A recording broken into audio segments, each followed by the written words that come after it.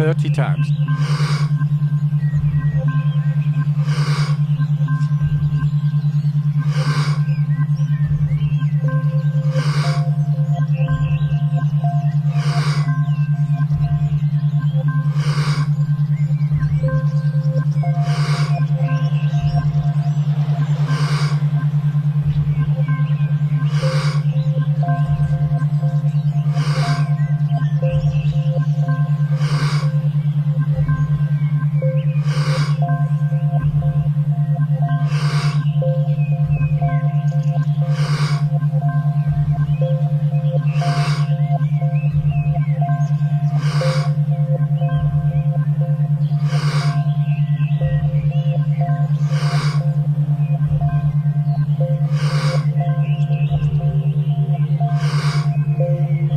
Ten times more.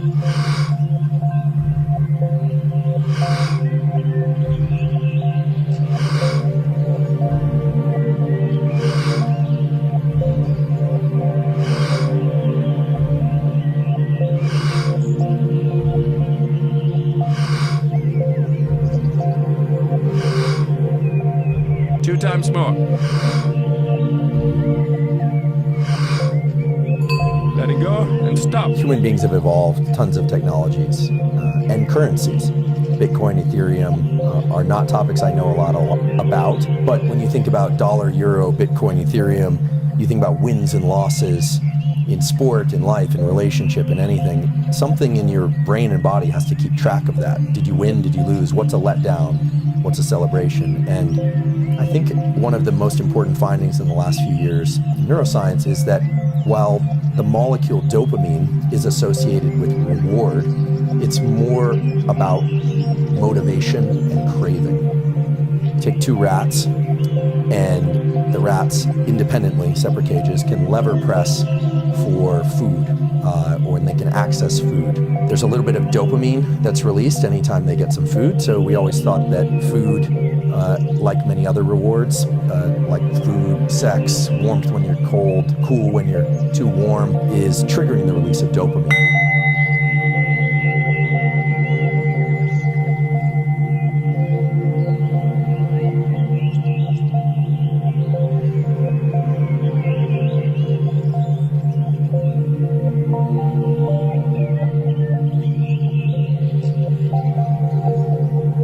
Times.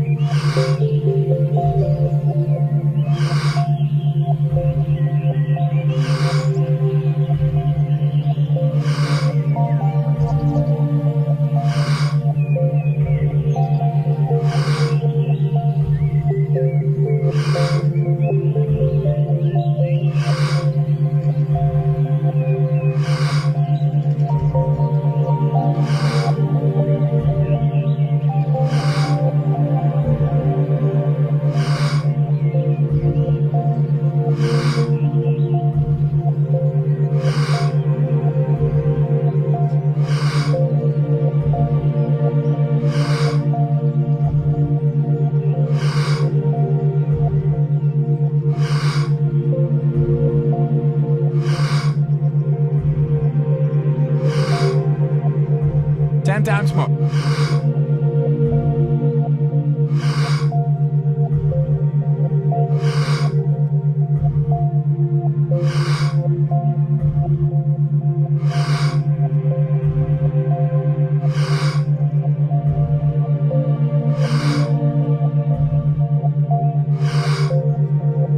Two times more. Letting go and stop. But someone had the good idea to deplete dopamine in one of those animals, and then what you find is that the animal without dopamine still enjoys food, still enjoys other pleasures. So dopamine's not really involved in the enjoyment of those pleasures, it's involved in motivation, because if you make the animal have to move just one rat's length, believe it or not, to get to that lever, the animal with dopamine will work to go get that thing. It will work through some effort to go get the reward. Whereas the animal, or it turns out the human without much dopamine, can still experience pleasure. They can sit on their couch and cram their face with pleasure-inducing calories or what have you. watch pleasure-inducing things on the television, but they have very little motivation to go pursue things that will deliver them pleasure. So when I say dopamine is the universal currency of everything, what I mean is it's driving the motivation to develop new currencies. When somebody can sit back and say, I'll just throw this number out. Let's say somebody has 100,000 Bitcoins, which presumably now is worth a good amount, certainly more than it was a few years ago.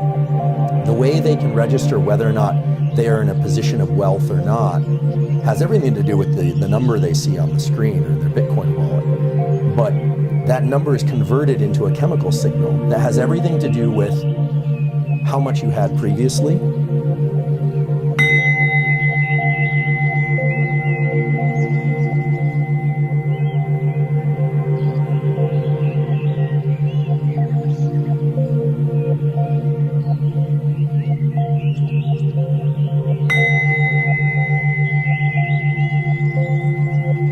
times.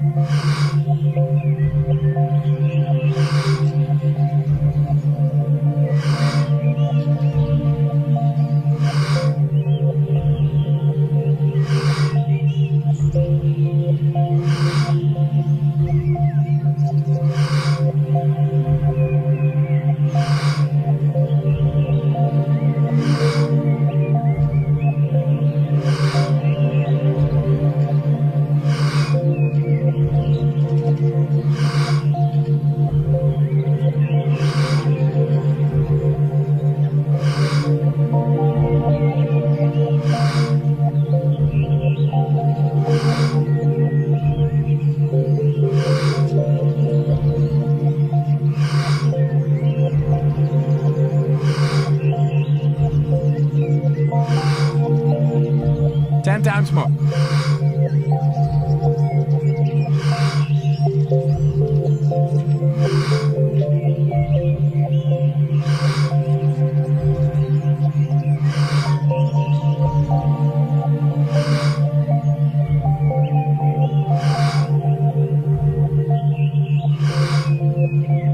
Two times more. Letting go and stop. So-called reward prediction error. How good you feel with an experience has everything to do with how much you had previously. And dopamine itself is what's driving the human species to create these new technologies. And so while we think of currencies as the goal, it's actually what's really driven the forward evolution of our species has been the desire to go seek things beyond the confines of our skin. And when I say the common currency is dopamine, what I mean is the molecule dopamine, when secreted in the brain, makes us pursue things, build things, create things, makes us want new things that we don't currently already have.